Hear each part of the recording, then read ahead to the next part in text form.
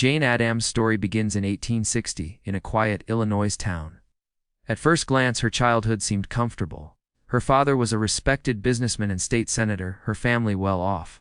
But Jane herself was different. She was sickly, often weak, and deeply sensitive. While other girls her age dreamed of marriage and polite society, Jane dreamed of something else, a purpose, a way to bridge the distance between her privileged life and the suffering she saw around her. That dream began to take shape in 1889. With Ellen Gates' star, Jane founded Dar's Hull House in the heart of Chicago's poorest immigrant district. The neighborhood was rough, crowded, filled with disease and poverty. But instead of building walls, Jane opened doors. Hull House offered English lessons to new immigrants, childcare for working mothers, and classes in art, music, and science. It became a place where dignity was restored, where the forgotten were seen. And Jane didn't just manage Hull House. She lived there, side by side with the people she served. Quickly, her influence spread. She took on child labor, demanded sanitation reforms, fought for workers' rights, and gave speeches urging women to step into public life. By the turn of the century, she was more than a reformer. She was a national force.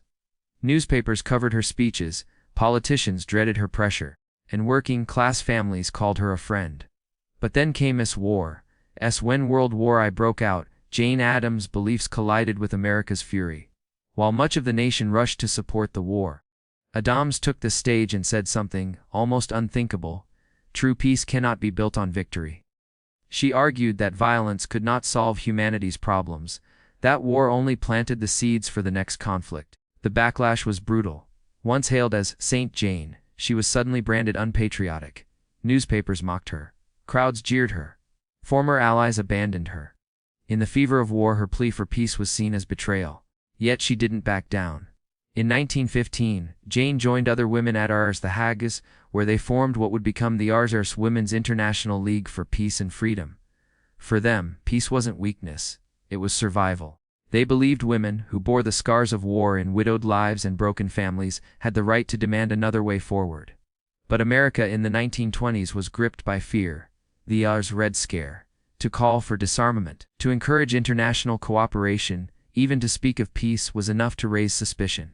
And so, in 1924, the U.S. government opened a treason investigation into Jane Addams and the League. Imagine it: Jane Addams, gray-haired now, her body weakened by illness but her spirit unshaken, suddenly watched by investigators. To the public, she was a Nobel Peace Prize winner, a pioneer of reform. Yet behind closed doors, files were opened on her. Her lectures were scrutinized. Her organization was whispered about as dangerous. All because she had dared to say, "Peace is possible." The investigation never led to charges. But it revealed something deeper about America: its fear of voices that question, its tendency to mistake compassion for subversion. For Jane, it was not the first time she was misunderstood, and it would not be the last. She endured it, continuing to speak, to write, to teach, to remind the world that peace was not a dream but a necessity. In 1931, the world honored her with the Nobel Peace Prize. The girl from Illinois, once mocked as not was recognized as one of humanity's great moral leaders. And yet, even then, critics lingered, muttering that she had been too soft, too idealistic. When Jane Addams died in 1935, the nation paused. Her funeral was attended by the powerful and the poor alike. Settlement houses had spread across the country, labor reforms she fought for had become law, and her insistence that women belonged in public life was no longer radical but reality. And yet her story leaves us with a haunting question: why do societies so often fear those who dream of peace? Why is a woman who builds schools and shelters celebrated, until she dares to say no to war? Jane Addams' legacy is more than a list of reforms. It's a lesson. She showed that courage does not always mean fighting battles. Sometimes, courage is refusing to fight at all.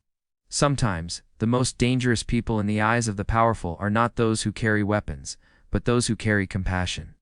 And that is why, almost a century later, Jane Addams' voice still echoes, a quiet reminder that peace itself is a kind of rebellion.